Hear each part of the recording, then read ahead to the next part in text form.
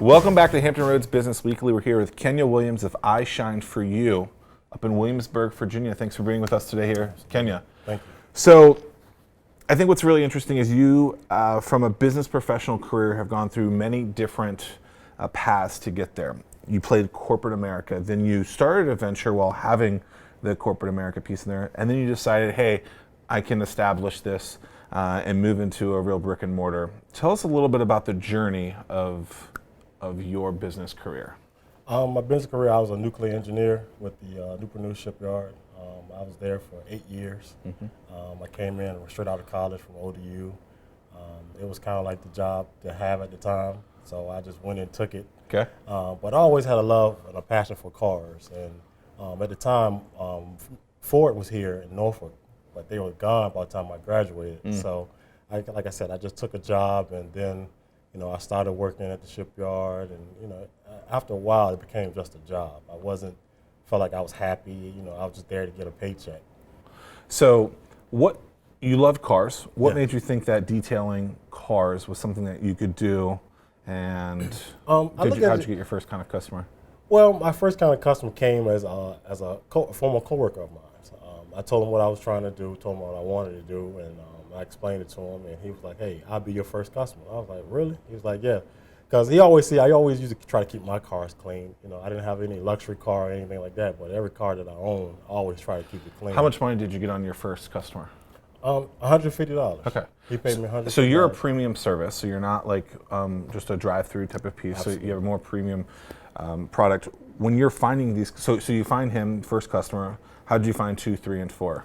2, 3, and 4 came. There was a Groupon deal that was out, and I seen a guy who ran one, and I was like, man, maybe I should run a Groupon deal because I'm a big Groupon shopper, and I said maybe I should run one. But I was like, let me reach out to this guy who's in Virginia Beach, and he was like, he was telling me how long he's been in detailing cars, and I was like, I'm thinking about running one. I said, you mind if I kind of use some of your words in your ad? He was like, sure, but he said, I got a call from a customer who's looking for my service, and he gave me a customer, and that customer turned into a lifetime customer. So you reached out to a quote unquote competitor and said, hey, I like what you've done. I'm thinking about starting my own company, or I've started my own company. Can I basically steal some of your words to help me with Groupon? And he liked you, and then decided to give you a client of his own. So you did mobile for a while, which in this case means you went to people's houses and cleaned their cars. Absolutely. At some point in the last few months, you've decided that you want to have your own brick and mortar. What did you do to establish from mobile to brick and mortar? Actually, one of the things I did, I called another guy who had 2 locations. He had a location in Newport News, and he had one in Williamsburg. Well, one Thursday afternoon, my wife had choir rehearsal, and she seen a shop that looked vacant. And she said, maybe you should call. I don't think no one's in there. So I called him. It wasn't advertised or anything. And I called him. He was like, yeah, the shop is available. You have to, sign a new lease and all other good stuff. So I was like, hey, why not? So I called, and he said, it's mine. And I signed a new lease, and I moved in because that helped me really to make my decision to say, I'm gone from my career. So then you left? I left the shipyard. Absolutely. So I had that set in place before I took the final leap.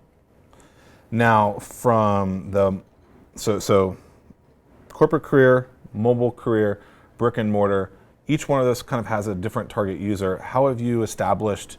Is it a different customer every time, or the same? It's a different customer each time, because I feel like I'm the new guy in town. So everyone just want to come see who I am. It's so small that the word is out. Word of mouth travels fast. And me being the new guy in town, everyone wants to come see my quality of work. It seems like you're not afraid to pick up the phone. When you call these people, tell me what you say. So let's say I'm the person in that warehouse that you've moved into, Oh, the script that I used for him was, say, hey, hi, I'm Kenya from I Shine For You.